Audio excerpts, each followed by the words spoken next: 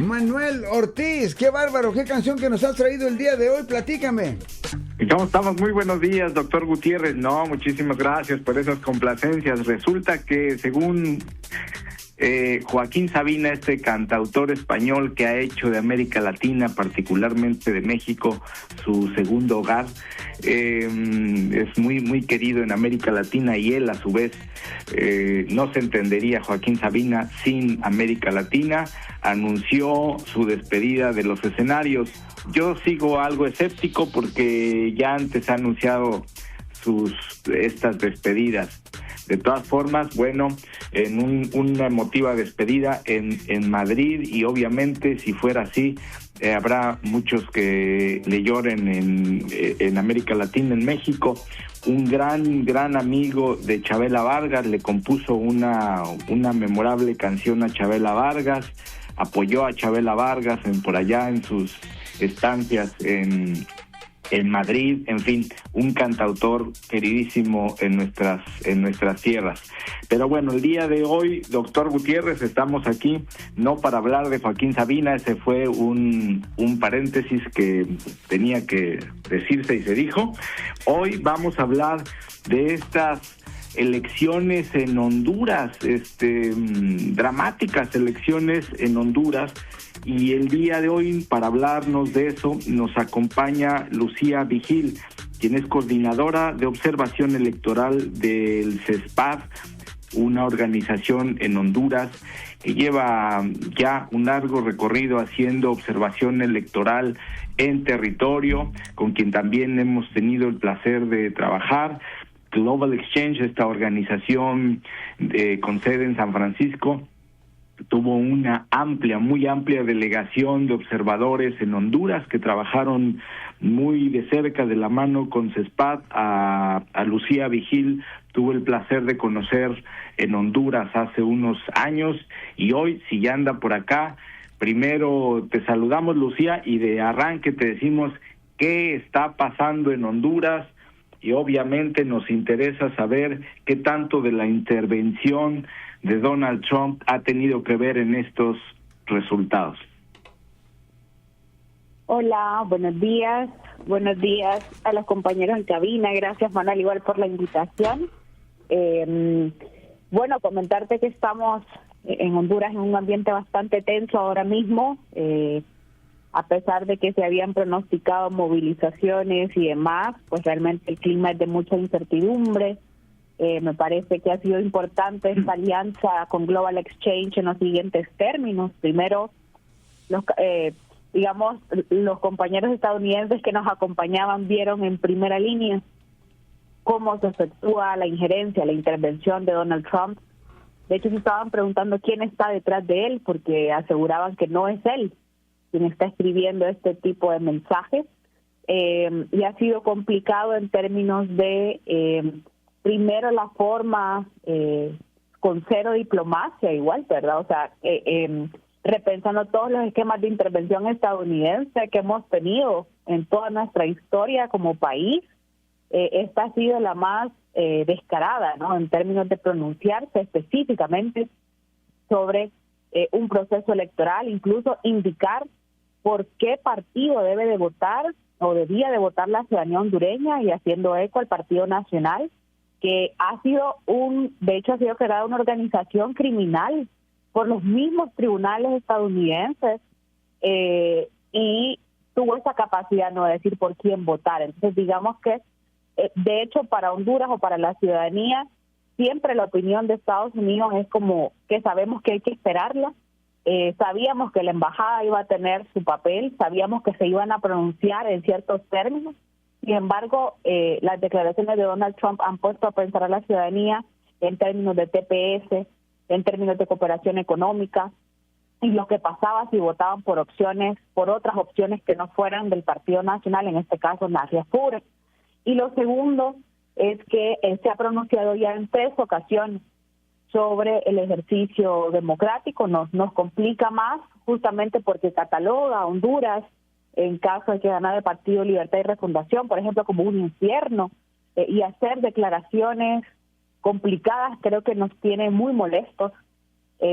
precisamente porque los medios corporativos y de las élites de este país toman la voz de este señor como una voz definitiva, en vez de reconocerlo como lo que es un injerencista. Pronunciarse sobre asuntos políticos de otros países no es de su conveniencia, ¿verdad? En todo caso, él tiene su propio país y tiene conflictos en su país, y ha sido muy duro saber que en realidad y luego un segundo elemento que ha sido lo más duro, el indulto a Juan Orlando Hernández, ¿verdad? Un expresidente que estaba en Estados Unidos preso, que tenía cadena perpetua y que nos ha hecho tanto daño, desfalcó por completo el Estado para sus redes de narcotráfico, para militarizar el Estado y para hacer sus negocios de droga. A ese tipo de personas a quien están indultando, quien va a regresar a Honduras, y es complicadísimo esperarnos un escenario esperanzador en ese contexto en donde un tipo de alta calibre de crimen organizado, es un narcotraficante, va a regresar a nuestro país como si nada hubiese pasado, con un indulto, y lo más complicado, a un país que todavía está en incertidumbres en términos de resultados electorales. El sistema de transmisión de resultados, lo hemos denunciado desde el CESPA, desde la misma misión, ha sido hackeado, sus sellos de seguridad no fueron asegurados, y no tenemos garantías ahora mismo de lo que está pasando con el sistema de transmisión preliminar de resultados, y hay narrativas de gane, hay narrativas de fraude. Sin embargo, la ciudadanía no hemos podido tener acceso en tiempo real a las actas tal cual debía ser establecido para que pudiéramos tener un escrutinio ciudadano. Entonces, como verás, está un poco complejo, y bueno, por ahí, para responderte la primera pregunta.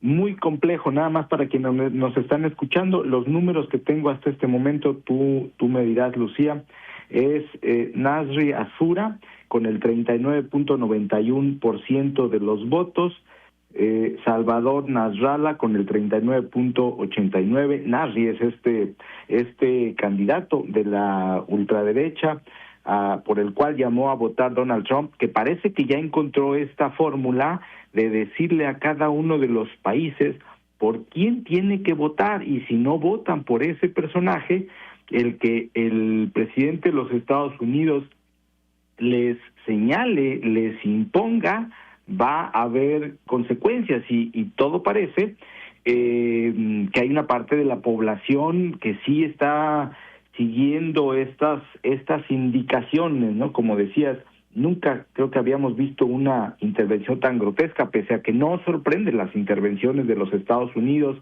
en nuestros países de América Latina. Creo que nunca habíamos tenido una intervención tan grotesca. Lucía, ¿y por qué la demora en este escrutinio? Dices que hubo un hackeo. ¿Es por el hackeo? ¿Es por ¿por qué? ¿Por qué esta demora en el escrutinio? ¿Es normal, no? Es decir, no debería de ser normal. Sin embargo, ya se había estipulado, a pesar de que la empresa, recordad que aquí pasan como por 3 procesos informáticos. Primero es toda la lectura del biométrico, que es a través de huellas dactilares, ¿verdad?, para que el hondureño y hondureña pueda ir a votar. Después de eso se envía al TREP, luego el TREP lo envía a la central, y luego la central lo envía a otro sistema que es de divulgación. Entonces, este sistema central es el que no tiene las garantías completas en términos de sellos de seguridad.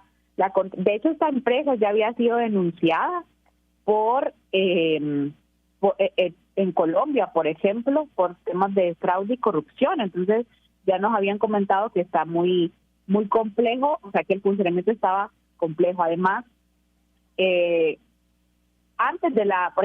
horas antes de la elección, pues se quitaron algunas validaciones obligatorias que estaban establecidas en el marco de los contratos. Entonces, esas validaciones incluían controles, como impedir, por ejemplo, que un candidato apareciera con más votos que votantes registrados, o verificar las firmas requeridas, asegurar que el número de electores disponibles en los centros no excediera el registro de las personas que registraba el lector biométrico, y generar alertas ante estas discrepancias numéricas. Entonces, imagínate que todos esos controles de seguridad fueron eliminados horas antes de la elección, y se denunció por uno de los consejeros que esos controles habían sido eliminados. Entonces, todo eso eliminó claramente la credibilidad mínima que se tenía sobre el TREP.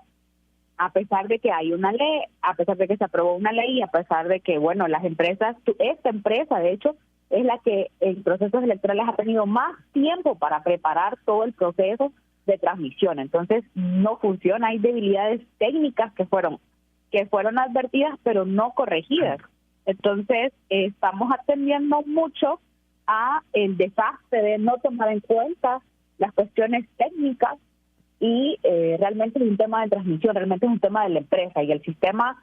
Dijeron que se va a reactivar hasta la 1 de la tarde, pero imagínate, desde ayer no tenemos más información de datos actualizados, no sabemos lo que pasó en medio. Además, si nos remontamos al 2017, así pasó, se fue la energía en este país, se cayó el sistema y cuando regresó el sistema ya había otro candidato que fue para el año del fraude electoral, en donde resultó ganador Juan Orlando Hernández. Entonces es un antecedente, o sea, Honduras ya tiene tradición de que este sistema de transmisión no funciona, por lo tanto es importante hacer énfasis, lo hemos estado mencionando desde ese espacio, esperar el conteo y escrutinio especial que debe de ser acta por acta y que se vaya computarizando porque realmente el sistema de transmisión no ha garantizado y no es confiable ya en términos de resultados.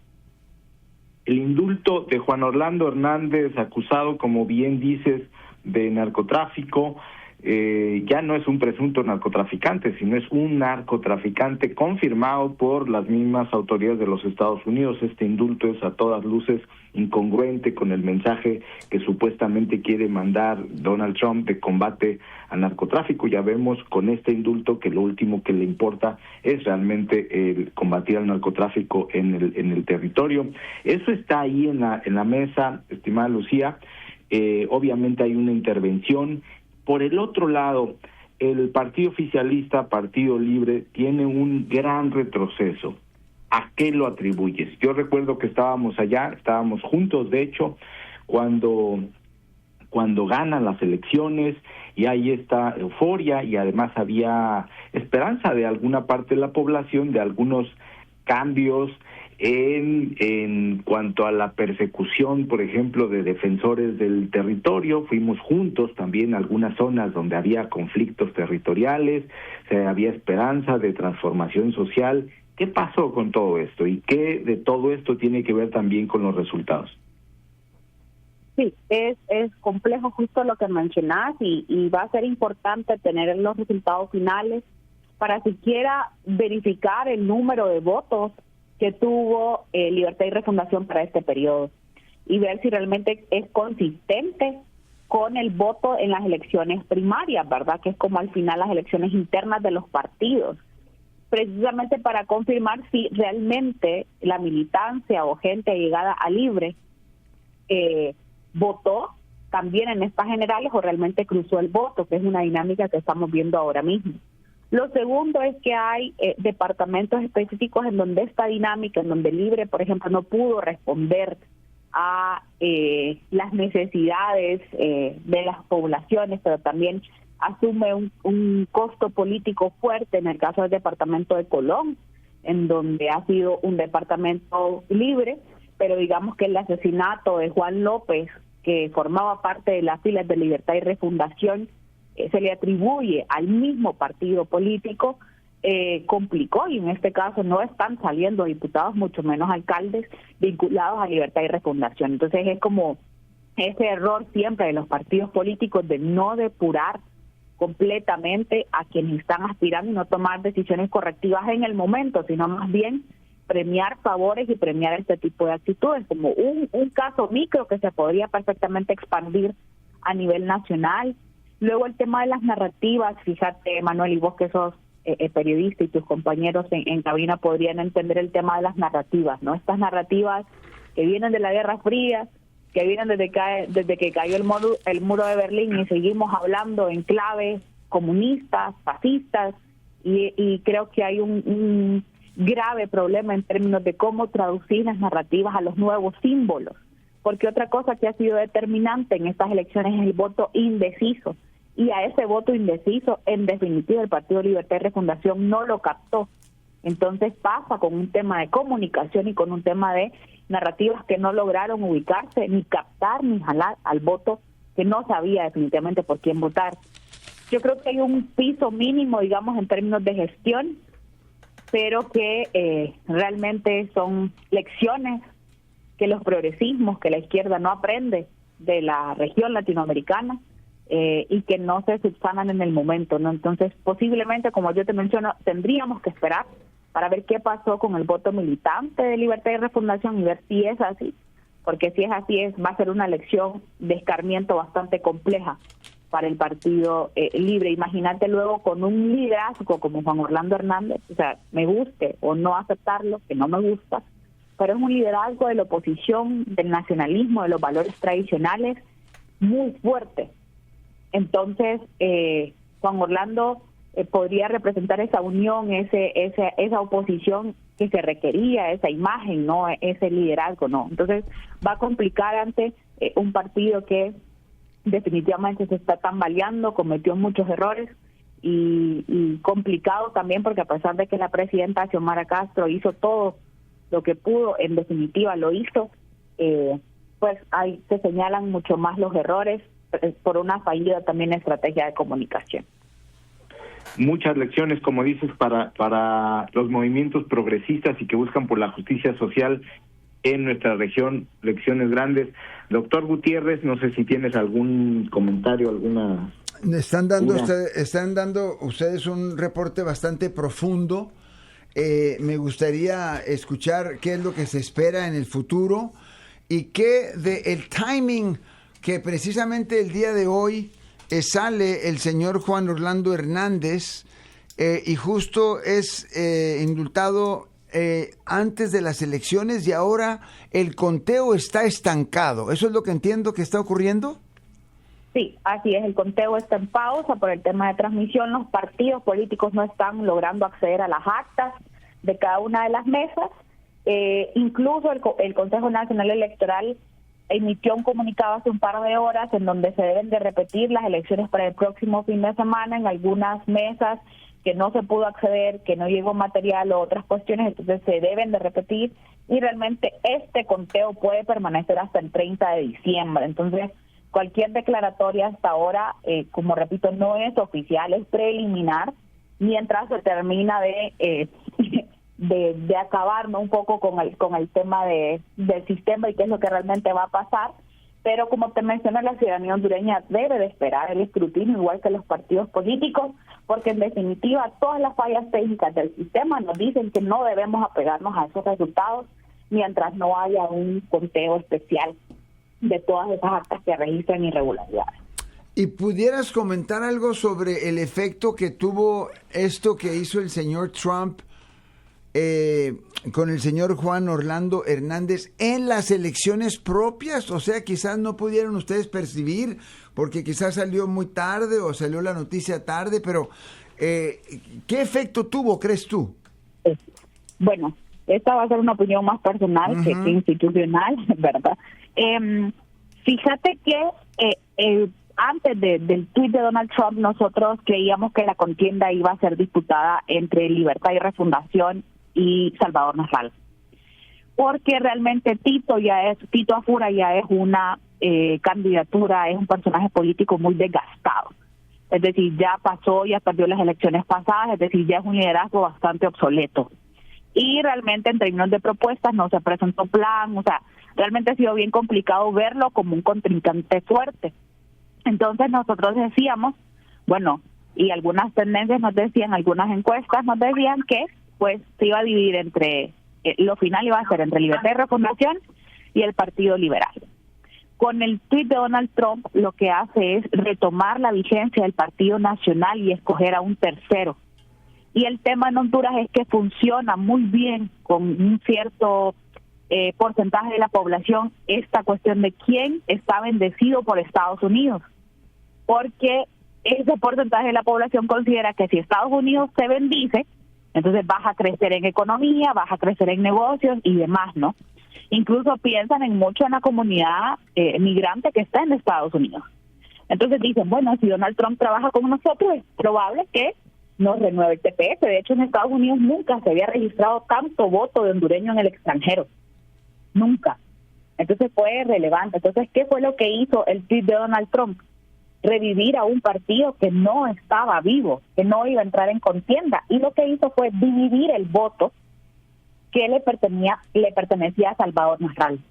Si Donald Trump no hubiese tuiteado, que no es tuitear, es al final emitir opiniones injerencistas en nuestro proceso electoral, ese voto se hubiera quedado dividido entre Salvador y Rick, y digamos que la diferencia hubiera sido entre ellos dos, entre estos dos candidatos, la diferencia hubiera sido más marcada y no tendríamos después estas narrativas de fraude, porque cuando tienes un margen del más del 7%, del 7 al 10, ya decís, bueno, esto ya está acabado y la gente contenta con el resultado. El tema es que la diferencia ahora, fíjate, entre Salvador y Tito Afura es de 1,000 votos. 1,000 votos que es nada, 1,000 votos que puedes votar en cualquier apagón de energía o en cualquier baja del sistema. Así de sencillo. Entonces, y dividió ese voto conservador, dividió ese voto tradicional, y es lo que creería yo que pasó, ¿no? Manuel. Pues muchísimas gracias, Lucía. Grandes elecciones, no solo para Honduras, sino qué se puede esperar de las elecciones que vienen en América Latina. Próximamente también el 15 de diciembre tendremos elecciones en Chile. Por cierto, yo estaré por allá. Vamos a tener elecciones en Colombia. ¿Qué va a pasar? Que el presidente de los Estados Unidos, antes la intervención era, digamos, que más sutil, siempre ha habido intervención, pero ahora ¿qué va a pasar? El presidente de los Estados Unidos le va a advertir a la población en tono de amenaza: si no votas por tal o cual candidato, hay consecuencias. Grave lo que estamos viendo, querida Lucía, un gran reto que tienen por allá. Yo sé que CESPAD lleva muchos años haciendo ese trabajo de monitoreo, pero posiblemente este es el momento más complicado que hayan tenido en una elección desde que están conformados como organización, ¿no? Sí, vienen cuestiones complejas. Cualquiera de estos dos candidatos que ganen, si es Salvador o Tito, en definitiva no es nada favorable para el movimiento social, para el movimiento campesino, Manuel, que vos bien lo conocés en el Valle de la UAN.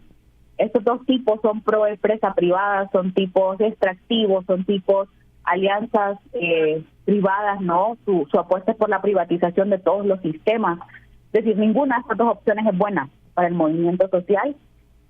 Nos podríamos estar aproximando a una crisis nuevamente de desalojos de movimientos campesinos, pueblos indígenas de sus tierras, y a todo lo que ha significado el conservadurismo en este país. Por lo tanto, son retrocesos a las mínimas de los derechos humanos, y bueno, como CESPAD vamos a continuar fortaleciendo, acompañando los procesos organizativos de la periferia, ¿no?, que se les dice, pero acompañando estos procesos que al final también son otros ejercicios de democracia territorial que estamos seguros que van a ser no reprimidos, van a ser expuestos, y bueno, una crisis compleja que se viene para Honduras, ¿no? Pues aquí estará el espacio, estimada Lucía. Fuimos juntos al Bajoaguán, escuchamos cosas muy indignantes y muy tristes, asesinatos, persecución. Esperemos que no vuelva, que no se repitan todos esos episodios, y aquí tienes este espacio que con mucha gentileza y bondad nos abre Marcos Gutiérrez. Gracias a los dos. Muchas gracias. Lucía, que tengas buen día. Antes de que te fueras, ¿me pudieras hablar un poquito sobre tu organización? Gracias, sí, el Centro de Estudios para la Democracia, ya vamos por 15 años de fundación. Somos un centro de pensamiento que nos encanta movilizar, crear y difundir ideas, ¿no? Pero en esa misma línea acompañar procesos de resistencia territorial de pueblos, comunidades campesinas, indígenas, juventudes. Y bueno, trabajamos un poco el área de justicia ambiental y ecológica, democracia, derechos humanos y anticorrupción. Entonces, por aquí estamos, nos pueden buscar en nuestro sitio web. De hecho, ahí vamos a estar publicando todos los comunicados en el marco de la observación postelectoral ahora mismo. Así que gracias nuevamente por el espacio. ¿Cuál es el website? www.cespad.org.agn. Perfecto, muchísimas gracias por tu tiempo, estamos en contacto. Listo. Thank you. Manuel, dices que estuvieron presentes por allá viendo interesantes acontecimientos. ¿Qué nos puedes platicar sobre ello? Tu último viaje que andabas por allá. Y fuimos justamente con Lucía y otros colegas al Bajo Aguán, que es un territorio muy asediado por la violencia. Lo que vimos allá es que ha sido una violencia muy de la mano con lo corporativo, es decir, por un lado se habla de los grupos del narcotráfico, de las pandillas incluso, pero esto no está desvinculado de las corporaciones legales, y pongo legales entre comillas, de corporaciones, como decía Lucía, extractivistas, de mineras que han destrozado el territorio. No recuerdo ahora uno de los ríos en donde incluso volamos un dron para ver cómo había sido la devastación del río y cómo las mineras habían ido avanzando hacia las casas muy humildes de los pobladores, básicamente poniendo las mineras a un ladito de las casas, donde pues hay de todo. Había niños, familias enteras que en algún momento dependían de este río y las fueron desplazando. Quienes levantaban la voz en ese momento en el Bajo Aguán, pues tenían que salir del país. Varios fueron asesinados, hubo gente encarcelada, había amenazas. Cuando fuimos allá había amenazas, había una fuerte militarización. De hecho, en el camino al Bajo Aguán, los militares fueron algo, ¿cómo lo pondré? No sé si el término es agresivo, no, algo rudos, ¿no? Querían que nos bajáramos del coche y revisarnos, pero de una forma, ya ves, este tipo de revisiones, que decían que qué estábamos haciendo en esa zona. Claro, les molestaba la presencia de personas con cámaras, les molestaba la presencia de extranjeros, porque lo que se ha dicho es que en el territorio del Bajo Aguán, pues como digo, ha habido un contubernio histórico entre autoridades, grandes corporaciones y organizaciones del crimen organizado, y en este sentido, pues muy vinculado a toda esta problemática que estoy describiendo, está Juan Orlando Hernández, este personaje que hoy en día sale libre gracias al indulto del presidente de los Estados Unidos. Fíjate nada más, qué vueltas a la vida, qué incongruencias. Te digo, cuando en aquellas elecciones pues había júbilo, nadie se esperaba que el país iba a cambiar de la noche a la mañana, pero si yo pensara en lo que recorrimos en ese momento y lo que está pasando ahorita, verdaderamente es increíble. Como increíble también que una parte de la población de hondureños en los Estados Unidos, son todas cosas que a veces no termino de entender, le sigan haciendo el cuento a este señor, a Donald Trump, le sigan apoyando pese a la política verdaderamente inhumana. Ya vimos que se les resbala cuando se les dice que su política es fascista. Trump dijo, eso es lo de menos, ¿no? No le importa que le digan fascista, es lo de menos. Se les resbala todo eso. Pero yo me sigo, y esto es muy personal, lo que a mí me preocupa es que una parte de nuestra población latinoamericana también se nos resbale. Eso es verdaderamente triste. Entre los testimonios que vimos allá en el Bajo Aguán, recuerdo bien, tengo por ahí el retrato de una familia, una mujer que estaba sola, el esposo había salido por persecución, una mujer muy humilde, en condiciones verdaderamente precarias, a unos metros de un río contaminado, un río precioso además, contaminado por esta minera. Esta mujer con los niños que casi no tenían para comer, y del otro lado las mineras inflándose, llenándose los bolsillos, expulsando a la gente, y eso es cuando le hacemos caso al señor Trump, cuando se vota por estos candidatos que son abiertamente extractivistas, pues eso es por lo que se está votando. Por el otro lado, me gustó, ya para cerrar, me gustó también la crítica que le hace Lucía Vigil a los movimientos progresistas, que siguen muchas veces con un lenguaje ya obsoleto, que siguen sin recuperarse, que siguen haciendo tapadera de gente corrupta, y eso es un mensaje que lo debería de escuchar otros países, que lo deben de escuchar todos los países de América Latina, los movimientos progresistas que sigan tapando gente corrupta, que no limpien, que no depuren sus propios partidos. Lo único que hacen es darle votos a la ultraderecha, a estos personajes, Marcos.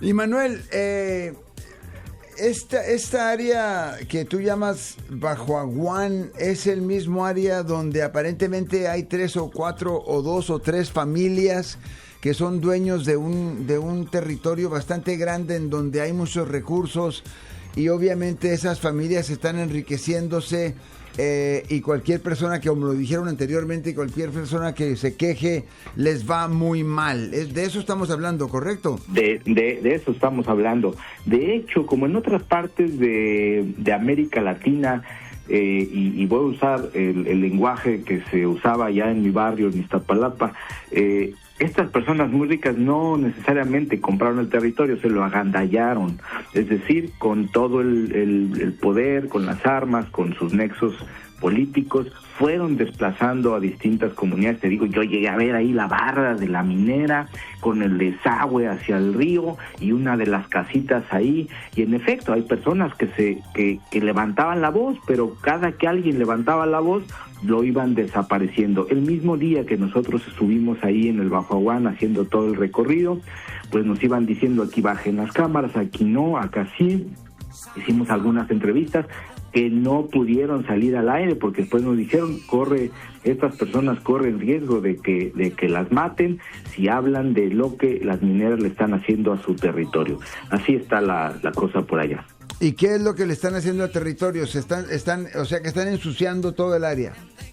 Ensucian el área, o sea, llegan, ponen una minera, la corporación es legal, y lo digo entre comillas, ¿no?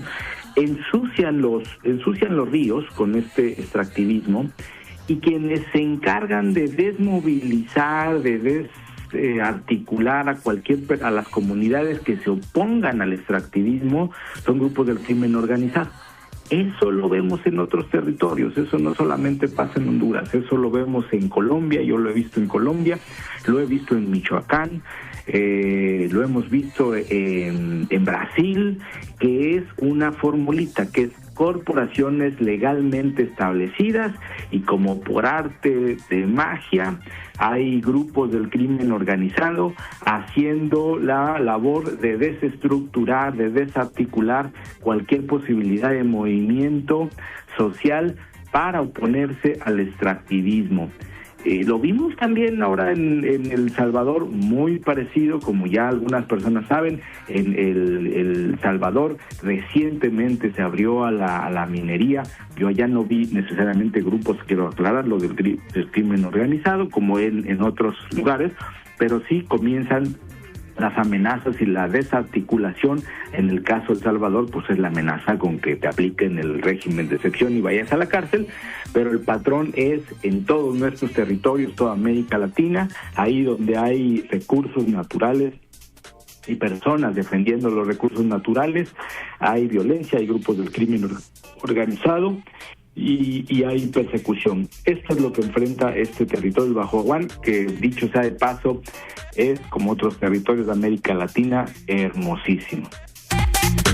Bueno, damas y caballeros, recuerden que el día de hoy es Giving Tuesday, o sea que, bueno, aquí tenemos nombres para todos, y el día de hoy se supone que usted escoja a una organización no lucrativa que esté haciendo un trabajo bueno y que le ayude financieramente. Por eso se llama Giving, as en dar, el día que podemos dar, ¿verdad? Y así lo llaman acá en los Estados Unidos, Giving Tuesday. Todo para decir que si usted tiene ahí unos $100 que le están haciendo pues bulto, ¿verdad? Le sobran unos 10, 20, 30. Hay manera de entregárselos a Península 360. Obviamente todos estos reportes de los cuales Manuel habla están ahí presentes, y obviamente también hay un programa los días sábados a la 1 de la tarde, ¿verdad? Precisamente patrocinados por Península 360. ¿Algo más que decir antes de decirnos adiós, hermanazo de mi vidaza? pues siguiendo por la línea que vas, apoyen Hecho en California, apoyen a Península 360 Press. ¿De qué manera? Vayan en este momento a sus redes sociales, búsquenos, síganos en redes sociales, denos un like. Y sí, si tienen un negocio, por ejemplo, quieren anunciarse con nosotros, más que bienvenidos. Si quieren donar algo, más que bienvenidos. Península 360 Press es un ejercicio de periodismo independiente, no es una corporación. Todos nuestros y nuestras colaboradoras reciben un ingreso, no es el ingreso que nos gustaría darles, es un ingreso con base en los muy pocos recursos que tenemos recursos muy limitados, pero hacemos este trabajo con mucho cariño y con mucho compromiso. De paso les doy el teléfono por si hay alguien ahí que quiera cualquiera de estas opciones para apoyar a Península 360 Press. 650-380-7091. Y muchísimas gracias. Apoyando Hecho en California también nos apoyan. Muchas gracias. ¿Lo repites, por favorcito? 650-380-7091. Muchísimas gracias, hermanazo de Mevedaza. Que tengas un día fabuloso.